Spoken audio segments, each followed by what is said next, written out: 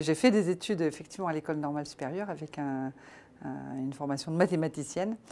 J'ai passé la grecque de maths et en fait je me suis rendu compte que même si j'aimais beaucoup les mathématiques et que mon premier objectif dans la vie c'était de faire de la recherche en maths, ce n'était pas forcément effectivement le métier qui était le plus adapté. Et donc je suis rentrée dans les télécoms et j'ai fait beaucoup de télécoms et maintenant je m'occupe des trains.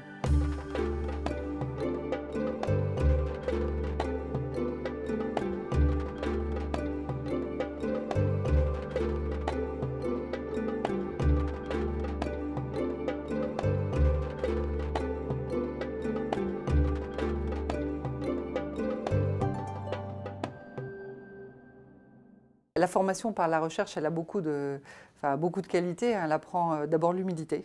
Je crois que c'est important, effectivement, de savoir se remettre en cause. Et quand on est chercheur, on est quand même d'abord humble face à ce qu'on essaie de chercher, si je puis dire. Et puis, quelque chose d'autre qui est la volonté de trouver des solutions. La formation par la recherche et la formation scientifique de façon générale, c'est vrai aussi pour les physiciens, pour les chimistes, permet dans le monde du travail d'avoir une structure qui est utile tout le temps. Les normaliens en France, il y a toujours cette vision de l'école normale qui est un peu une formation assez exceptionnelle et puis des étudiants qui ont été à un moment donné un peu triés sur le volet. Donc je pense que dans l'entreprise, le cursus de normalien est apprécié. Enfin, en tout cas, on se dit qu'on est capable d'apprendre vite. C'est d'ailleurs, je pense, quelque chose qu'on garde, c'est cette capacité.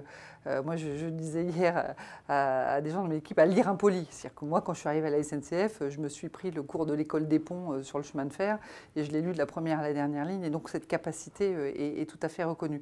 Après, le monde dans l'entreprise, c'est à la fois des savoir-faire techniques, des capacités d'apprentissage, mais c'est aussi beaucoup des savoir-faire relationnels, la capacité de manager des équipes, de comprendre ce qui va permettre de transformer finalement une organisation. Et là, ça fait appel à un autre type, je dirais, de compétences qu'on bâtit aussi au fil du temps. La formation par les sciences, elle peut mener à énormément de choses. C'est-à-dire que cette rigueur dans le raisonnement, cette capacité à se saisir de problèmes complexes pour les traiter, ça peut servir partout, dans tout type d'activité. Donc je crois qu'il faut d'abord faire ce qu'on aime, et si on aime faire des sciences, il faut en faire, mais se dire aussi qu'un bagage scientifique permet d'attraper toutes sortes de métiers, d'avoir des parcours extrêmement différenciés. C'est aussi c'est une vraie formation par la méthode, j'allais dire.